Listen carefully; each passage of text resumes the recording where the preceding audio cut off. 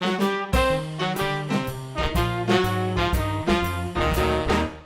title of the book is Saving the Seasons: How to Can, Freeze, or Dry Almost Anything.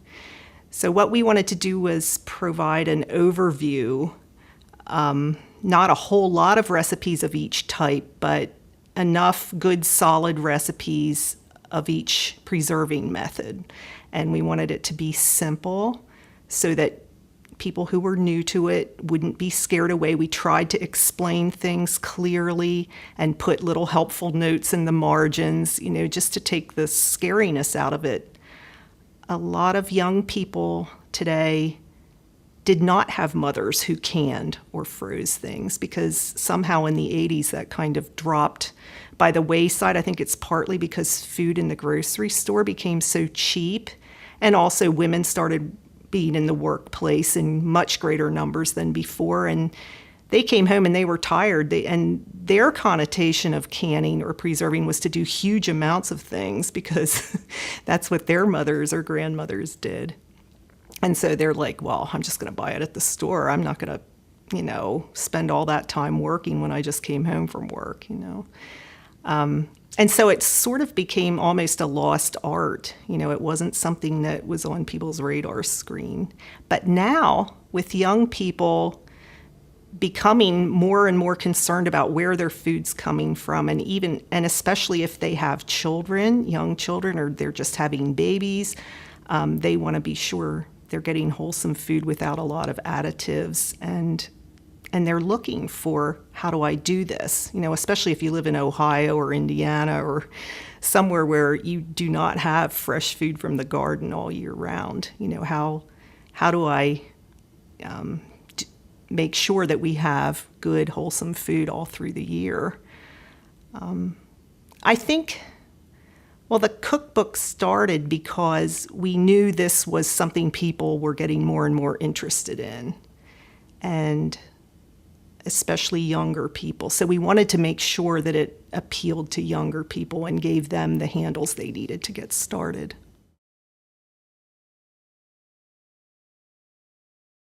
The idea for the book actually started at a work retreat. I'm an editor for Menno Media, and we were having a work retreat and sitting around a table discussing things. And Amy Gingrich, who is the editorial director of print media, she said, what do you think about having a canning and preserving cookbook? Well, I piped up and I said, I think it's an excellent idea because my husband and I have an organic farm and we sell at farmers markets. And I know that people were asking questions about that and they want to know how to do it, especially younger people. And I knew that our daughter and her friends were interested in it. In fact, I faxed her pictures of how to can tomatoes from my old Ball Blue book, which is how she knew that step-by-step photos really help. It helps you see exactly how to do it. So I knew that, and I knew that young people were buying at farmers markets and that this was going to fulfill a real need. And then, seeing my enthusiasm, Amy said, well, would you like to edit this cookbook? And the original idea was that we would basically take recipes from former Herald Press cookbooks and use those, lift those out, the canning and preserving recipes. But then, as Susanna said, it didn't exactly turn out that way, that's all we did, because some of the recipes were out of date, or they were things that we weren't sure the new generation would want to can, like canned hamburger patties and things like that.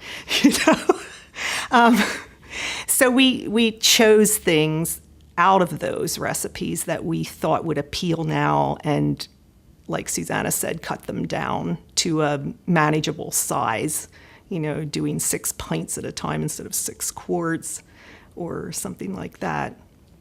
And we also put out a call just among Herald Press and Faith and Life Resources staff for good canning and preserving recipes, their favorites, and we incorporated those, and also from our relatives and friends. Some of the recipes are from our farmers market customers that they shared with us after they bought some produce from us. Not all of them, because some of them were pretty basic. For instance, a lot of the jam recipes are similar. I mean, I've made a lot of strawberry jam because we're Strawberry Hill Farm, and we do like from 200 to 300 jars of strawberry jam a year to sell at the market. And I've done other kinds of jam, so I know the process works, and it's basically the same process with whatever fruit you're using, with minor changes. But I would say that almost all the recipes either we have tried or someone in our family or someone we know has tried. So, or they were contributed by people who have used those recipes. So they're pretty easy to follow and have good results.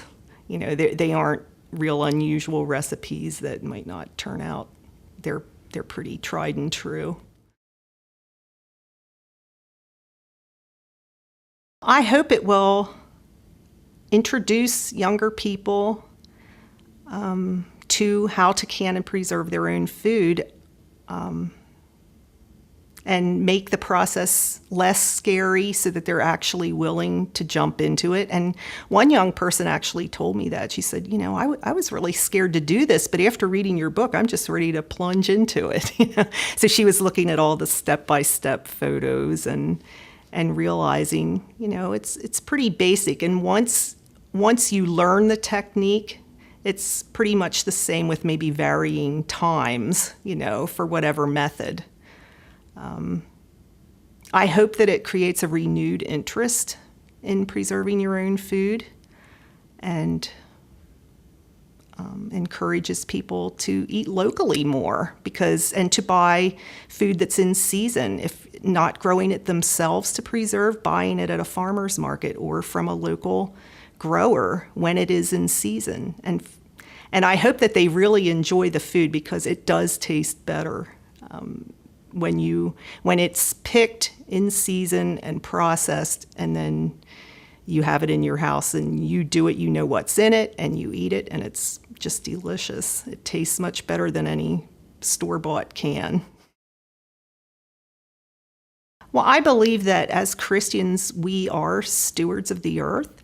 And, well, all humans are stewards of the earth. And as Christians, we feel a special obligation to take care of the earth.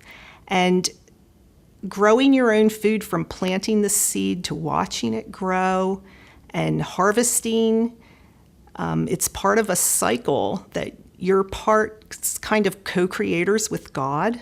You're watching this whole kind of creation process, and this just completes the final step. It's kind of bringing it full circle, and now you've preserved it, and you can eat it all through the winter, even though there's snow outside, and it can sustain you, and then in the spring you can start all over again. It's kind of the cycle of life, and I feel like it's a completion that way.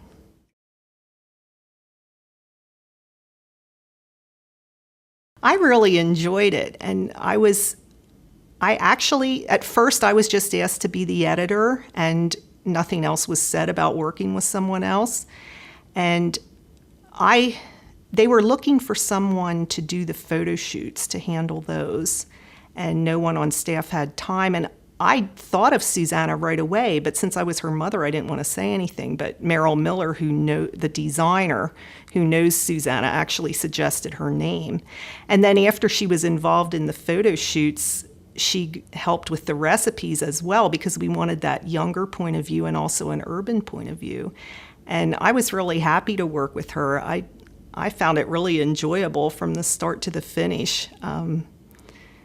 Like she said, in some ways we have different perspectives, but we also have things in common in our personalities, and so it meshed well. And she often thought of things that I wouldn't have thought of. One thing I tell people is that all the interesting new things in the book came from Susanna.